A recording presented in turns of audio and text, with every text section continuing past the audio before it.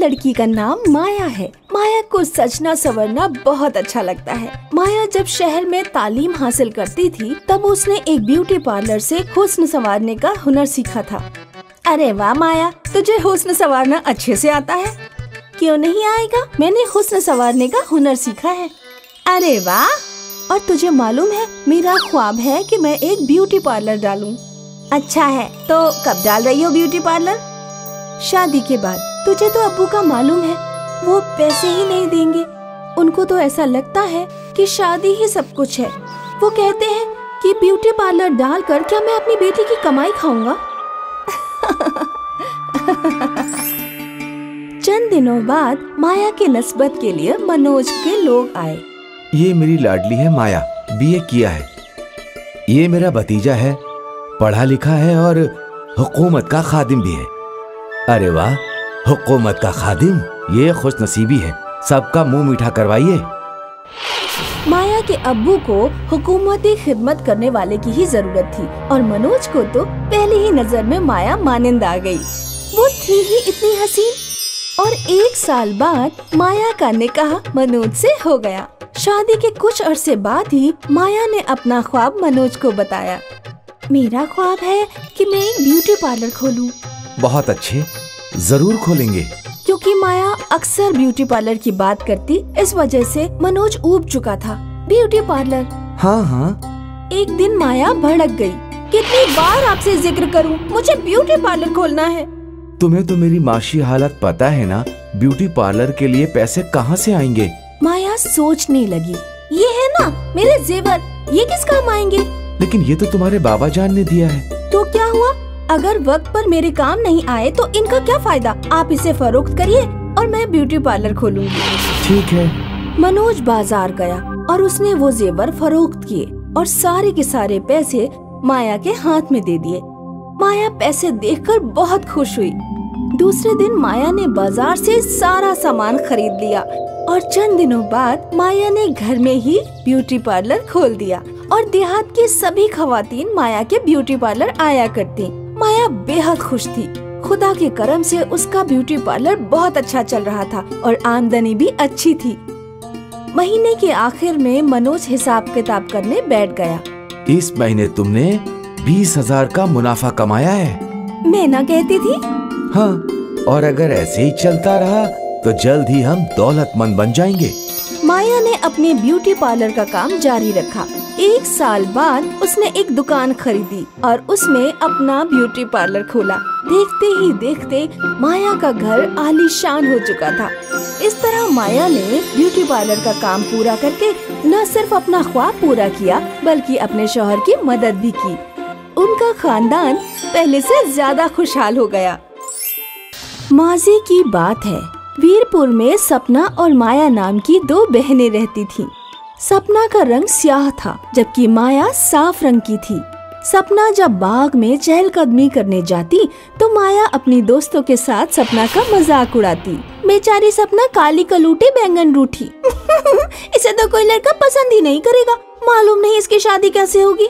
माया की बातें सुनकर सपना को बहुत तकलीफ होती है। घर जाकर सपना रोती है और अपने वालिद से कहती है, बाबा, माया अपने दोस्तों के साथ मिलकर हमेशा मेरा मजाक उड़ाती रहती है और वो कहती है कि मेरी शादी कभी नहीं हो पाएगी। रो मत मेरी बच्ची, इंसान की असली खूबसूरती उसके रंग मौफिकत में नहीं होती, उसकी सीरत और रवैये में होती है। एक ना एक दिन तुम मेरी बात जरूर समझ जाओगी। माया दिन भर जंगल में नहर के पास बैठकर अपने बाल संवारती रहती और अपने साए को नहर में देखकर कमर अदाएं करती। इस पूरे इलाके में मुझसे खूबसूरत भला कौन होगी? जरा देखो तो मेरा रंग कितना साफ है। जरूर मेरी शादी सरदार के फर्जंद के साथ होगी और सपना और बाकी लड़कियां इन्हीं झोपड़ियों में सड़ती रहेंगी। हाँ। चंद अरसे बाद सपना और माया के वालिद का इंतकाल हो जाता है। सुनो माया, अब हमारे वालिद तो रहे नहीं, हमें ही घर के अखराजात पूरे करने होंगे। चलो जंगल चलकर कुछ लकड़ियाँ काट लाते हैं, फिर उन्हें बाजार में फरोख्त कर देंगे। इस तरह से खाने भर के पैसों का इंतजाम तो हो ही जाएगा। क्या तुम्हारा दिमाग खराब हो गया है? मैं जंगल में लकड़ियाँ काटने जाऊंगी? तुम्हारे नजरिए से मैं भी तुम्हारी तरह स्याह हो जाऊं? मैं इन सब कामों के लिए नहीं बनी हूँ। भागो यहाँ से, मेरा दिमाग मत खराब करो। सपना बेचारी जंगल में अकेले ही लकड़ियाँ काटने जाती है। उन्हीं लम्हात देहात के सरदार का फर्जंद धनवीर जंगल में शिकार करने आता है। धनवीर एक हिरन का शिकार करने के लिए हिरन के पीछे दौड़ता है। तभी उसका पैर एक पत्थर से टकरा जाता है। धनवीर गिर पड़ता है और उसके सर पर चोट आती है, जिसे वो गश खाकर बेहोश हो जाता है। सपना जब लकड़ियाँ काट कर लौट रही होती है तो उसकी नजर धनवीर पर पड़ती है। अरे, ये कौन जख्मी हो गया? सपना धनवीर को ले जाकर एक दरख्त के साए में लिटा देती है। फिर वो नहर से पानी लाकर धनवीर का पैर साफ करती है और उसके मुंह पर पानी के छींटे मारती है। फिर धनवीर को होश आता है। मैं लकड़ियाँ काटकर घर जा रही थी तो आप रास्ते में जख्मी हालत में पड़े थे। आप कौन हैं? आपने मेरी जान बचाई। क्या आप हमसे निकाह करेंगी? सपना की सरदार के फर्जंद से शादी हो जाती है और वो सरदार के घर की बहू बनकर घर पहुंचती है। सपना की सास सपना को देखकर खुश नहीं होती। अरे बेटा धनवीर, ये तू कैसी लड़की से शादी करके आ गया? ऐसा स्याह रंग हमारे खानदान में किसी का भी नहीं है। माँ, मैं उससे मोहब्बत करता हूँ। अरे, मोहब्बत ही करनी थी तो किसी हूर से कर लेता। ऐसी स्याह लड़की से शादी करके तूने तो खानदान पर दाग लगा दिया। जब बहू स्याह है तो औलादे भी स्याह पैदा होंगी। सपना अपनी सास के तंज सुनकर बहुत तकलीफ में होती है। सपना बेचारी को पता नहीं था कि उसे यहाँ भी अश्क बहाने पड़ेंगे। सपना घर के सारे काम अंजाम देती है। घर के कपड़े धोती है, खाना बनाती है, बर्तन धोती है। फिर भी सपना की सास उसे तंज कसती है। एक दिन शब में सपना की सास के पैरों में बहुत तेज दर्द होता है। सरदार और सरदार का फर्जंद किसी काम से बाहर गए होते हैं। घर पर सिर्फ सपना होती है। अरे, मर गई रे। सपना अपनी सास के कमरे में जाती है। क्या हुआ माँ? मेरे पैरों में बहुत तेज दर्द हो रहा है। सपना घर के बाहर जाकर देखती है, लेकिन इर्द गिर्द कोई सवारी नहीं मिलती जिसे वो अपनी सास को दवा खाने ले जा सके।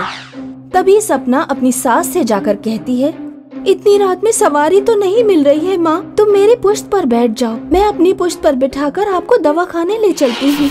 अपनी सास को अपनी पुश्त पर लाद कर सपना उन्हें दवा खाने पहुँचा देती है।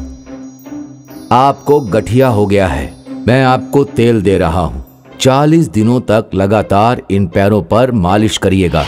सपना 40 दिन तक अपनी सास की खिदमत करती है। सास का पैर का दर्द ठीक हो जाता है। तभी एक दिन सपना की सास सपना से कहती है, बेटी तू गोरी भले ही ना हो, लेकिन तू बहुत हुनरमंद है। मैं तुझसे माफी मांगती हूँ। मैंने तुझे बहुत जलील और रुस्वा किया, लेकिन अब मैं समझ गई कि असल खूबसूरती इंसान के रंग और मौफिकत में नहीं होती, उसकी सीरत और रवैये में होती है।